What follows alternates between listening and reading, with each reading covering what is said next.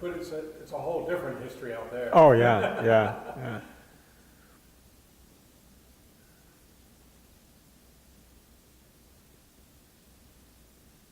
Okay, and pick it up. And so by the time the railroad reached their western ends in the Richmond, Massachusetts area and just to the west of Chester and Washington and Middlefield, you find that many of the workers that had started as laborers now had become contractors themselves and had become stonemasons and even worked up to the highest paying jobs of being blacksmiths and skilled workmen. So even though they started as day labor, a percentage of them did grasp the promise of what the railroad can be for them as well as for the country, and they went on and increased their skill level so that then they would become marketable in other areas of the country and be able to provide for their families. Do you think that they took on side jobs when they? I mean, there's indications around here that some of the masonry work along the railroad that very possibly that they were involved in doing some of this work on the side. Something that we have to consider is the local lore and folklore and history are so melded together. But there is a lot of local lore about the railroad workers or these workers that were waiting for contract jobs doing work on the side, like building walls, clearing fields, drainage ditches, even housing and farm bridges. And if you think about how the system worked, where it was not a 9-to-5 job every day, but when you would be drawn from this pool of almost 1,000 people in a camp, not everyone was employed every day, but you still needed to provide for your family. There's still the housing and the food and so forth. So it's not unreasonable to make the conclusion that they were doing other jobs using the skills that they either brought with them or learned. And you have to look at some of the techniques and some of the materials and see where they do meld, where they do match up. And it makes the credibility, the percentage of credibility even higher. But it's something that it's not recorded in the account books or the monthly reports of the railroad because they're not railroad projects. So we won't ever really have the documentation that we would like, but it enters the realm of oral history or historical memory that's passed down through families or passed down through communities.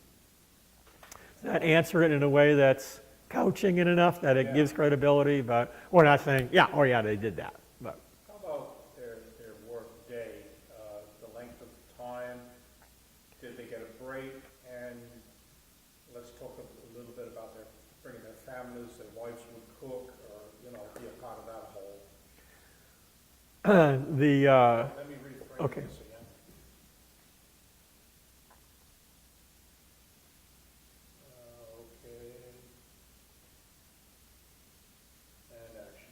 The crews that would be gathered to work on the various sections would be under the supervision of the contractor, and the contractor would provide them with all their foodstuffs and all of their tools, and he had a particular goal, whether it was to fill a low spot or cut away a high spot, and the men would work a 10 to 12 hour day depending on the season of the year and the daylight that was available.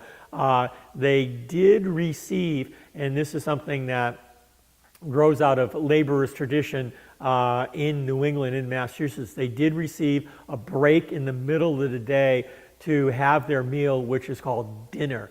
In the old Massachusetts lingo, dinner was your noontime meal, was your large meal of the day. And they were receiving their food out of Boston from contractors in Boston, one of which is still around today, S.S. Pierce, that provided salted cod and salted meat and cheese. So you can just imagine how monotonous the diet must have been, and not necessarily as helpful as we would want to have designated by a dietitian today, but certainly they had to worry about spoilage of their food. But we know that they smoked tobacco, we know that they played games, we know that they had family lives where they were either married or they fell in love when they were here. So there's a social side of it that we don't necessarily consider. Many people would come over knowing friends that they came over with, but when you were chosen to do a particular job, it would be like going to a job fairs today. You might not get picked with your brother, or you might not get picked from your old neighbor from Cork or Kinsale or wherever you were in Ireland. So you were working every day with people that were strangers. So I think there might very well have been a camaraderie, but we also know there was some competition that was brought from the old country, where people from different villages kind of competed with each other as to who was better, who was smarter, who was stronger, who was faster at doing a particular job. And that does show up in some of the newspaper reports at the time. But it was a long day. It was hazardous work. There were many accidents, not just with blasting, but with moving stone and moving soil, with the hand tools, with the barrows, the dump barrels and the wheelbarrows and picks and shovels. All of those kinds of tools could lead to personal injury, and they did. And if you're injured, then you're not going to get picked to go out and do the work the next day or the next several days. So that was something to consider. The advantage that these men had is they were generally here with their families. They were here married as a couple. So you had your wife to clean and take care of your hut. You had her to do cooking, to try to put together goods that were provided for you by these contractors. And we know on occasion that some local farmers would sell some fresh victuals, some fresh food to the railroad workers. So she would be the one that would be doing that food preparation, also contributing to your family income, because a portion of your hut traditionally would be rented out to a boarder. So you can imagine a one-room hut having 5 or 6 people sleeping in it, but not all part of the same family. 1 or 2 or more might be boarders that were being brought in by you and your wife would have to cook for them. Part of the responsibility as a landlord of Irish hut was actually providing food as well as a pallet or a simple bed to sleep on. So there's all that part of the culture that goes beyond just the labor. Also with the labor, when the construction reached certain areas that required more work or that required hazardous work, you would be paid extra money for hazardous work, like blasting or like working on very deep cuts.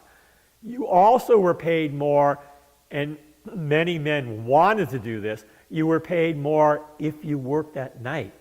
We don't think a lot with sunrise and sunset in the pre-modern electric light days about what it might be like to work at night. But when there was deadlines that needed to be completed, or where there were areas that needed extra labor, crews were drawn together to work at night or late after dusk when it got into fall and early winter, because generally work stopped in the middle of the winter. But many people were drawn into that for the extra pay, because when winter comes, you have no income, no labor coming in, but you still need to care for your family, and you still need to house them, so that extra money would help. What do you think, how often would Worcester possibly, he basically... Be on site. While this was going on, lived in Springfield. Right. How often would he come up here and check on Whistler, as civil engineers, we call them today, during the time period of construction of the Western Railroad in the 1830s up through 1840, they were very hands-on. They were not simply sitting in front of a drafting board or in an office giving orders to people. So engineers like Whistler were on site, not directly supervising laborers, but through their section bosses and their superintendents and their labor bosses, really instructing how work needed to be done or suggesting solutions to problems. Because really, on the Western Railroad, they were inventing solutions to problems that no one ever had before. A railroad had never been built like this before. A transportation project had never been undertaken like this before. So they were really thinking on their feet, and Whistler was the head that drove those feet as they move along. And it was because of his observations and his analytical mind that really made the project be completed within a reasonable amount of time for something that had never done before. How do you set a time limit, which the Massachusetts legislature wanted to start seeing a return on the investment in the railroad as quickly as possible, but how do you set a time limit on something that had never been done? Dave was saying his dedication to the job, his upbringing, because of his upbringing and stuff, he was a very proud person. And it seems like the rest of the engineers became millionaires. Bernie retired after he completed the railroad. But Whistler was not taken by all this. His mission was to get this thing completed. Well, Whistler was so committed to the idea of railroads and civil engineering that a lot of people don't realize with his education at West Point and his commission through West Point and the common practice of the government, of the Army, loaning engineers out to projects, he still was so committed that he gave up. He resigned his commission and pay from the United States Army, from the United States government, to take on engineering projects. And he was so committed to the Western Railroad that even though he was the chief engineer of locks and water power in Lowell, which we all recognize as a huge industrial project, he gave that job up to become the engineer of the Western Railroad, the civil engineer of the Western Railroad. So that really indicates, without necessarily a diary entry that spells it out word for word, but it indicates what his mindset was and his drive to get this particular project done because of the good that he envisioned would come out of such a project as the Western Railroad. Is that succinct enough for you? Yeah, that's wonderful. We have some footage too on the poster. Of the surveys, I remember that. He really Yeah. didn't do the survey. No. But if you could mention that he was out there. They did some location surveys. Yeah. He really came in after the basic survey was done. Yeah. Yeah. So maybe we could just do a couple of lines on that sequence there. Sure. One of the most important parts of the construction of the railroad itself was surveying the line, doing the mental and the paper calculations for change in elevation and angles of curves, degrees of curves, and so forth. Excuse me. I'll just pop another lozenge in my throat. You're all set. You got a lozenge. I got a lozenge right here. I found out earlier this year when I started having more and more problems talking that I have a polyp on one of my vocal cords. And the doctor said they would much prefer not taking food with the vocal cords as long as I can get by. And 90% of the time I can get by. So we can do that kind of again. You good?